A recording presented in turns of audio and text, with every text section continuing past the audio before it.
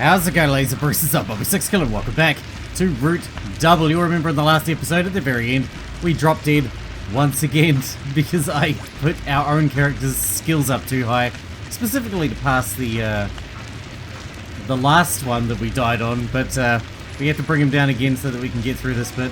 Let's carry on, shall we? No, but did you not hear me? Fall back. Alright. As he said this, Watase noticed that there was something caught on his right hand. Last time we died as well, even though we backtracked and it worked out, he still opened the door anyway. It was a locket with a broken chain. Kazami had apparently dropped it when she tackled him earlier. Watase quickly put it in his pocket and looked at the sight that lay in front of him. Look carefully, this is how you put out a fire. Kazami nimbly handled the hose as she told Watase this in a calm voice. She aimed the jet stream right at the edge of the fire, pushing the flames back. Amazing! Kazami replied to Watase's praise with a cool and collected tone. Read the path of the flames, then suppress them with water. Take out the source of the fire after that. Someone who's forgotten even that has no right to hold this hose. Kazami quickly swung the hose as she fired off that cold answer. The water swelled like an animal and fell onto the fire in front of them. The flames that had been heartily burning with such fury earlier, and they were growing smaller and smaller with each passing moment. And soon enough, they were gone completely. Extinguishing complete. Kazami turned off the water with that declaration. Jun quickly came running back over and called out to her teammates. Man, that was too close for comfort, guys. Yeah, it's all thanks to the two of you that we got out of there alive. More importantly than that, Captain? All of a sudden she grabbed Watase by the collar. Captain, why did you give the okay without checking the IRT scanner properly? Oh yeah, that's right, this is the same place.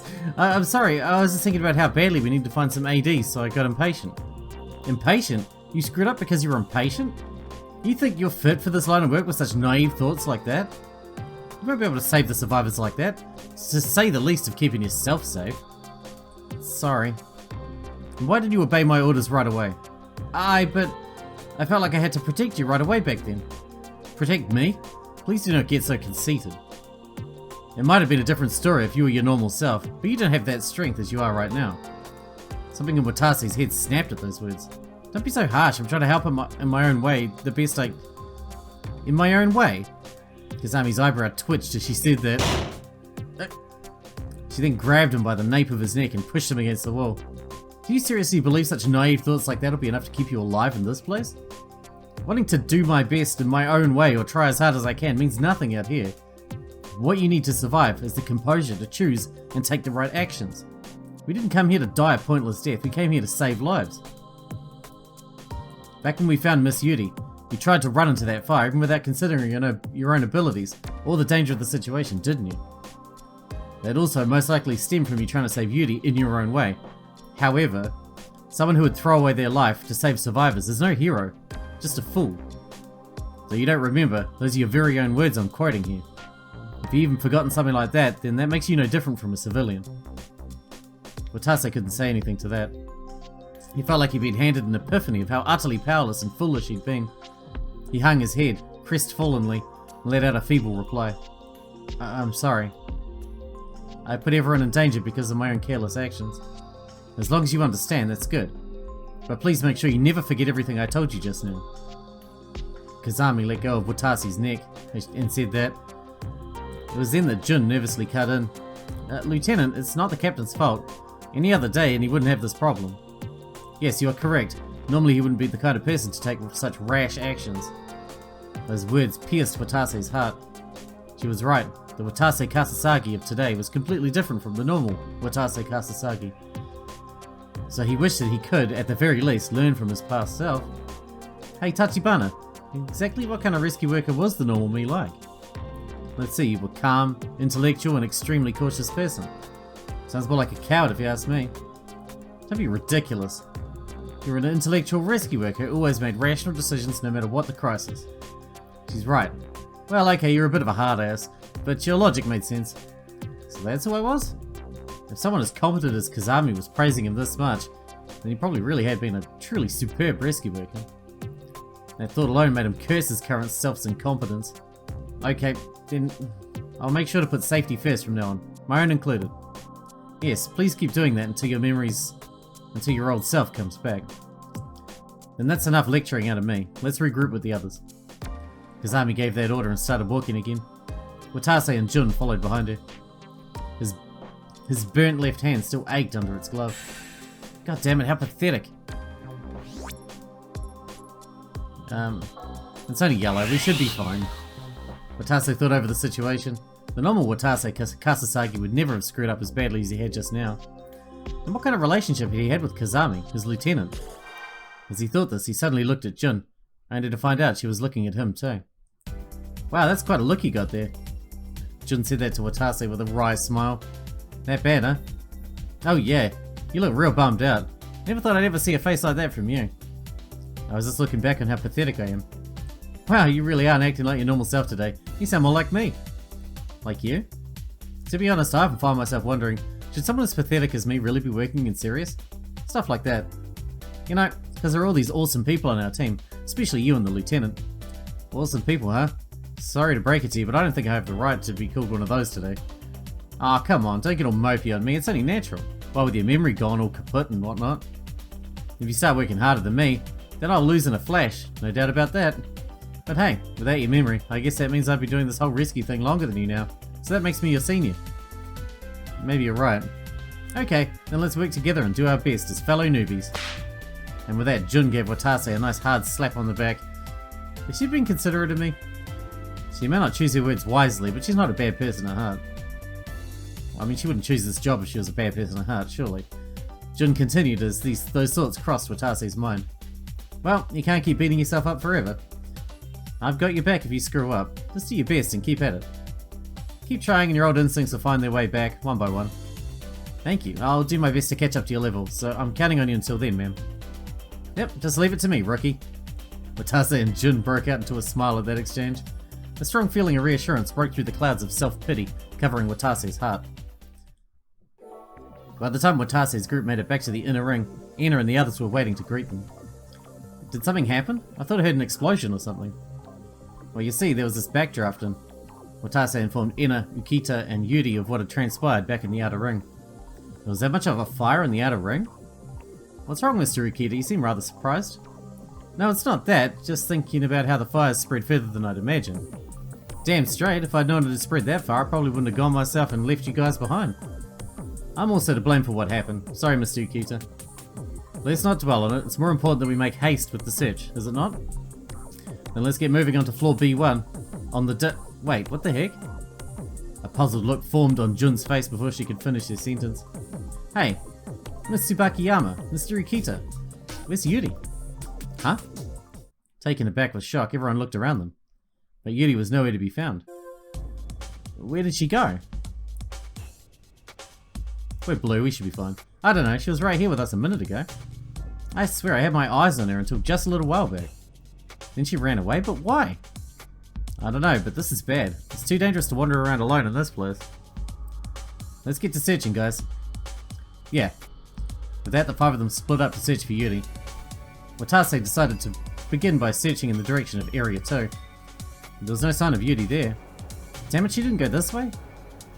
He then turned around and chose to head back to Area 3. When he got there, he saw Kazami and Ina. Did he find her? No, no luck. Where could she have gone? Just as Watase started to think about where Yuri could have run off to, she heard Jun's voice. Found her, guys, I found her. Her voice was coming from the direction of the emergency staircase. The B1 staircase? Watase said that and raced for the emergency stairs. Kazami and Ina followed suit. They then reached the stairwell and quickly ascended it. There she is. To find Yuri there? She said at Watase in what appeared to be fright as she stood in the darkness. Jun and Ukita were right there with her. At that moment, Kazami started yelling sternly. You can't go wandering off by yourself, Miss Yuri. Didn't I tell you it was dangerous? I'll get mad if you do something like that ever again. You hear me? I'm sorry. Yuri's voice trembled in the face of Kazami's harsh scolding. Hold on, calm down, Tachibana. No, she's right. Yuri, why'd you leave Miss Tsubakiyama and Mr. Ukita? Yuri appeared to be at a loss for an answer for a while, but then finally answered as if she'd prepared herself. I heard that explosion, and then I got scared. I don't blame you, but you'd be in more danger if you go off on your own. Don't you think that it'd be safer to stay with all of us? I'm sorry. Yuri was practically shrinking after having every adult in the room scolded her once. Come on guys, we're already going to go to floor B1 anyway. So why don't we just thank Yuri for saving us some time? You're being too soft, Captain. If something like this happens again, then we may find a body instead next time. I get that, but Yuri's learned her lesson by now, right Yuri? Yes. Watase gave the crestfallen Yuri a wry smile as he and the others left the stairwell and reached floor B1. Area 3, Inner Ring, B1. There were no signs of a fire there. The Procyon reading was only 1,792 microsieverts, so it posed no threat on that front either. It looks like this floor is safe, for now anyway. Then shall we split into two teams and search like we did last time? It takes up too much precious time to decide on teams each time. Let's just get to searching right away. Yeah, especially seeing as we haven't found any hint of AD. Then we'll take the outer ring, while Morobe's team will cover the inner ring. No one offered any objections. Like last time, they split into two teams of Watase, Kazami, Yuri, and Jun Ukita Ina, and began their search of Area 3, B1. First, Watase headed toward the outer ring with Kazami and Yuri. But when they tried to open the security gate in the connecting passageway that led to the outer ring... Huh? It refused to accept the card. It was a level 3 gate, so a level 4 card should have been more than enough to open it. But even after they put the card in the slot again, the door still wouldn't open. Damn it, the thing must be busted. Are there any other ways in? I'll go check. Kazami said this and took out the map she'd drawn earlier. We're currently located here and this door won't open. What's more, the security slot in the passage on Area 2 side was burned down in the fire, so that won't work either. Now that I think about it, this staircase collapsed too, so we can't get in there from another staircase, can we? Which means that our only choice is to enter from Area 4 side. That'll mean taking a detour. Things just keep getting worse and worse, and we're no closer to finding any AD. They only had 10 minutes left until the effects of their last AD shot were off. If only we had one more. A shy voice spoke up after Watase had muttered this. What's wrong? If it comes down to it, then why don't I just pass on taking any so that everyone else would be fine? What are you saying, Miss Yuri? We could never let you do something like that. Yuri trembled with a start. She's right, if something like that happens, then I will. No, let's not worry about that until we're out of time for sure. Yeah, you're right. Anyway, let's get back to the inner ring stat. We're short on time. Okay. Kazami quickly started walking off, followed closely by Watase and Yuri. But Watase felt something was off about Yuri. What is it about her that's so strange? She was by no means being uncooperative with the search.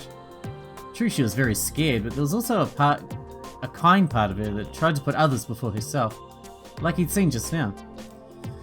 So then why'd she try and run off by herself? You remember the look Yuri had given him when they'd first seen each other. She'd definitely been afraid when she saw him. Could it be that she's still scared of me? But if that's the case, then why? Just as Watase thought this. I'm not doing that yell. You heard an ear-piercing scream. What was that? People are trying to sleep. Wasn't that Miss Jun and the others? Yuri was speaking in a loud voice for the first time in what seemed like ages. Let's go. Kazami broke off into a fierce dash without a moment's hesitation. Watase took Yuri by the hand and followed suit. They turned a corner to find Jun and the others backing out of a room. Captain? What's wrong? Did something happen? Yes. Ukita in particular seemed quite shaken up as he started muttering, nigh incomprehensibly, upon seeing Watase and the others. Everyone, please calm down. Exactly what is it that happened? It was then that Ina mumbled in a dazed shock, her face pale. Bodies. Huh? So many bodies. All the air in the hallway froze at that moment. Did you say bodies? They're in that room. Were they victims of the fire? The image of Natsuhiko and the others, their bodies horribly charred, passed through Watase's mind for a moment. But Jun shook her head. No, it'd make a lot more sense if they were, though. What do you mean? You'll understand if you go in there and see for yourself. I don't think I want to scar myself like that, thanks. Jun looked into the nearby door with a confounded look on her face. The door was already shut, but they could still smell what appeared to be rust coming from it. It's blood, man. What's that stench? No sooner had the thought crossed Watase's mind that he was gripped by an inexplicable feeling of terror. He took a big gulp and prepared himself. I think it'd be best if you stayed back here, Yuri. Okay. Yuri nodded with a frozen look on her face. Captain, Lieutenant, you ready? Yes. Yeah. Jin walked up to the room and opened the door. And we guess they've been shot just like this. Oh my god, what happened to them? Are they shot? They've been shot a lot if they've been shot. The first thing that flooded into his eyes was red. The room was dyed with the colour of blood. Lying close by Watase's feet, in that pool of blood were two crumpled bodies. And there was one more body deeper in the room. A body wearing the same kind of radiation protection suit that Kazami and Jun had shown to him earlier. The second she saw it, Kazami shouted, "It can't be! That body is..." Jun nodded with a look of grief on her face and answered, "Yeah, that's Dojima." Watase gasped at those words. Though he didn't remember the name, the fact that Jun did, I mean, don't tell me. Was that man one of our... Yes, he was a member of Team A, just like us. Why did this have to happen? Kazami and Jun fell to their knees right there and then. What the hell is this? Watase had expected that any bodies he would find in this facility would be those who had been burned to death. But that clearly wasn't the case here. These corpses had lost their lives at the hands of others. Yes, this has clearly been murdered. What the hell happened here? No one answered that question. Watase just stood frozen in a daze, in that room filled with the stench of blood. People had been trapped in a facility with a melted down nuclear reactor. He thought that was the worst things could get. They were already in a hell where a moment's distraction could lead to death. But perhaps fire and radiation were not the only threats to the group's lives out there. There were 8 more hours until the lockdown was lifted. The life and death drama they were all a part of had only just begun.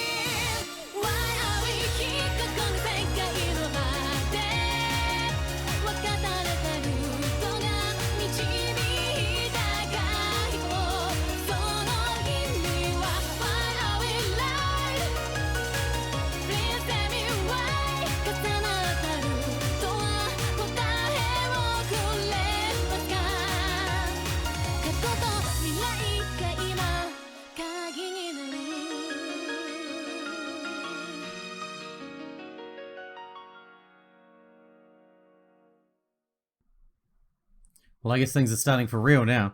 That was just the introduction. Things are getting real messed up now. We gotta figure out who's been murdering everybody. For a start. Watase kept himself from shivering and took in the terrifying spectacle that lay before his very eyes. Dear God. The bodies at his feet were wearing what appeared to be white lab coats. It wasn't strange for there to be researchers in this facility. What was strange was the fact that their bodies were full of countless bullet holes. They were shot? Given that they were lying with their heads turned towards the door, it was possible that they'd been trying to escape from the room. The various sized holes in their bodies, especially the big ones in their stomachs, exposed their innards. The organ that had shaped whom they once were now oozed out of their split heads, leaving a slimy stain on the floor. Fucking lovely, thanks for that. He instinctively looked away from the horrible evidence of how the men had died. But further in the room was one other body, the remains of the rescue worker who Kazami and Jun had called Dojima. His case was even stranger. His limbs were bent in unnatural directions, his fingers broken at their bases, as if they'd been tortured. Flesh from the nape of his neck had been torn off, blood oozing out from it, and the bones also appeared to have been twisted and crushed. His face was wrapped in agony and his tongue was sticking out of his mouth in a slovenly manner. What the hell is this? What could have happened to cause him to die like this? It's hard to believe any human could have done this. It looked more like he'd been grabbed and casually crushed by a giant hand. It didn't feel as if any person could have done such an act so horrific. It was more like the work of a monster or something. But the whole thing in general was strange. Why was it that the last two had been shot to death while this one had died differently? What in God's name happened here? Kazami answered, quietly rising to her feet. I don't know. However, it looks like they've set up a simple makeshift base in this room. When Watase looked at the room more closely, he noticed there were several objects that appeared to be broken equipment. What's this? A jackhammer. They probably brought it in order to break down walls and doors. Watase picked it up and pressed the switch, but it didn't respond at all. It looked like one of the bullets had shot the motor right out. There were two broken ampules lying nearby. There's AD. One of them had been smashed like someone had stepped on it. The other one was still in its original form, but the container was cracked, the liquid inside leaking out. It appears these are the ones they'd been given at the start. Kazami picked up the cracked AD and said that. Just then, Jun broke her silence. Do you think Dojima administered it to these people? Yes, maybe. Dojima probably took those two under his protection and tried to come up with an escape plan. Just like us. But this doesn't make sense. Why did Dojima have to die? Watase could say nothing as he watched Jun say that and hang her head. He wasn't sad. It didn't feel real to him, like it was an event that had happened in a TV show. Even though it was his very own squad mate who was dead. To the now amnesiac Watase, the death of his supposed squad mate Dojima felt the same as the death of a total stranger, and he hated himself for that. Kazami gently wrapped her arms around Jun's shoulders as the latter bit her lips. You mustn't let yourself dwell on this. Judging from the fact that there's no sign of Hiyama's body anywhere, he's probably still alive. We can still save him at the very least, unless he did this. Yeah, let's go for now. If we remain here much longer, then it'll be difficult even for me. Watase and Jun nodded and headed for the door with Kazami. Kazami and Jun gave a small salute before they exited. We should search their bodies for ampules, right? Their final send-off to their colleagues who had been killed under mysterious circumstances. All Watase did was just stand by and watch them. But the moment they left the room, Yukita grabbed Watase by the collar. Hey, Captain Kasasagi, what in the world happened here? What? 3 people are dead and even the jackhammer's broken. You know something, don't you? Answer me. Just talk already. No, how could I know anything? Kazami frantically pulled Akita off him. Mr. Akita, please calm down. Even we're confused about why our co-worker was killed. How could I possibly stay calm in this situation? Well, before Akita could continue his ranting and raving. Please stop. A tearful voice echoed around them. Yuri? Don't panic. People died there, right? If something like that happens again... It was the first time Watase had ever seen a look like that on Yuri's face. It was still strained with fear, but there was a clear, fierce will in her eyes. Rationality returned to Akita's eyes as soon as he heard her. Sorry. To think of all people, I would lose my composure like that. It's only natural. By the way, were those researchers perchance acquaintances of yours, Mr. Akita? No, to be honest, I don't know them. Huh? It's not my fault. The odds of ever seeing someone who doesn't work in your area are particularly low in this facility. There was something about Ukita's explanation that didn't sit right with Watase. If he didn't know them, what was he getting so worked up for? But Ina suddenly cut in. But still, why were they killed? Perhaps they were trying to steal AD? No, I doubt that. There was still AD in that room after all. The bigger question was, why the killer had a gun? At least it is to me. Good point. Yukita's eyes suddenly widened in shock at that moment. Everyone, it would be best to be careful. The killer might still be in this facility. What? If those 3 were killed after the lockdown began, which they were, then naturally that means the killer is also trapped in this facility, just like we are. If someone with a gun is lurking around Labo, then it's not just fire and radiation we have to worry about. What the hell are you talking about? You're not saying that you suspect my students, are you? No, that wasn't what I was getting at. There's no way children could do something so heartless, right? But there might be someone dangerous still in the facility. I mean, that makes sense. He's not wrong. I'll side with Keiji for now. So all I'm saying is that it might be best not to move around carelessly, even if we're here to search. Huh? Quit acting like a spoiled brat. That's all the more reason we have to find my students quickly. Watase frankly cut in, just as it looked like another argument was about to start. Calm down, Teach. What Mr. Ukita's saying isn't really wrong, is it? What was that? Are you two idiots? Idiots? Isn't it clearly way too early to assume that the killer is trapped here with us? Even the killer should be afraid of the radiation and fires, so what reason would they have to go out of their way to kill a rescue worker? That's certainly true. Watase found himself shutting up at Ina's logic, with Kazami soon backing her up. Yes, and what's more, the AD Dojima had was destroyed. If Dojima had been killed after the lockdown started, the killer would have never broken it. Those two were probably killed before the lockdown. I don't know what the culprit's goal was, but if my theory's correct, then they should have had plenty of time after the murder to escape. Kazami's tone was calm, but her eyes were wavering. She too was grieving, yet here she was desperately reprimanding Ukita and Ina.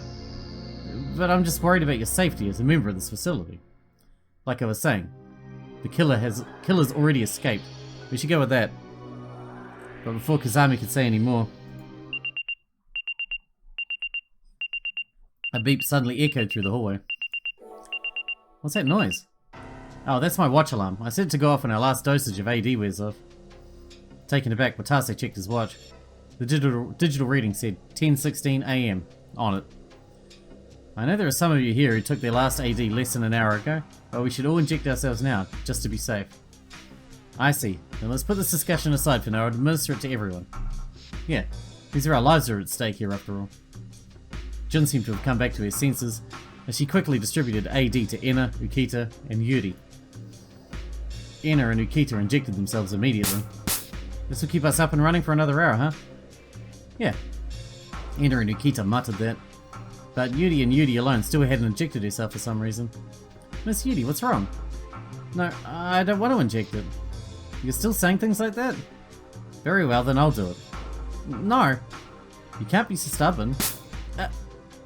Just like last time, Kazami injected Yuri with AD without hearing the latter out. But there were now only 2 AD left. Watase, Kazami, and Jun exchanged glances. Damn it, now we're 2 short. What should we do? What should we do? That's already been decided. Captain, Mortube, please administer it to yourselves. Why us? Your body still isn't in perfect shape, so there's no way I can allow you to push yourself. And Mortube is the smallest body among us, so we should assume her resistance to radiation is weak. But what are you going to do, Lieutenant?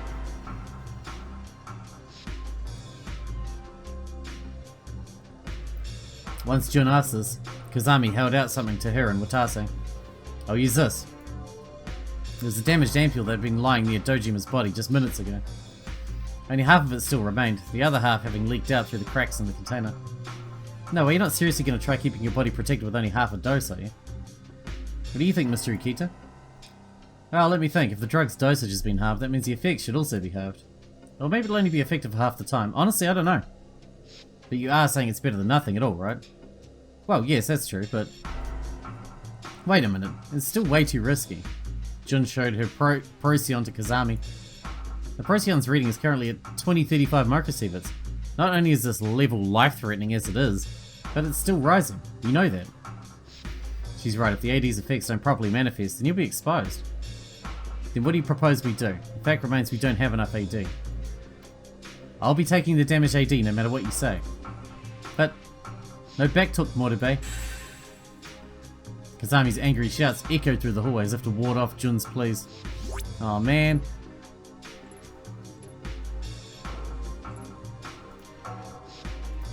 I don't know, I'm gonna save. I'm gonna save for this one. I'm scared. This is an order, you're wasting valuable time complaining about this. We're all being exposed to radiation right now, at this very second.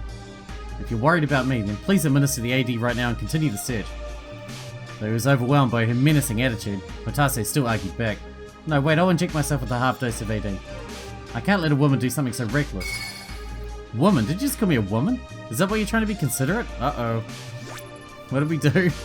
Now it's red. Now we're really fucked. I'm gonna resave it again over the top.